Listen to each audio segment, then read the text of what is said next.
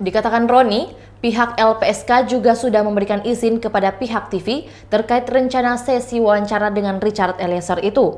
Bahkan, Roni menyebut ada petugas LPSK yang turut mendampingi Richard Eliezer selama proses wawancara. LPSK menyatakan keberatan atas wawancara tersebut dan telah melayangkan surat ke stasiun televisi itu agar tidak menayangkannya.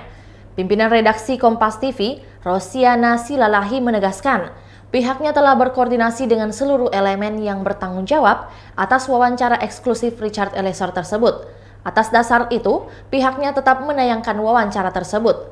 Tahapan perizinan itu bahkan juga dilayangkan kepada Menteri Hukum dan HAM, Menkumham, Yasona Laoly, Kapolri Jenderal Polisi Sigit Prabowo, hingga Dirjen Permasyarakatan Reinhard SP Silitonga.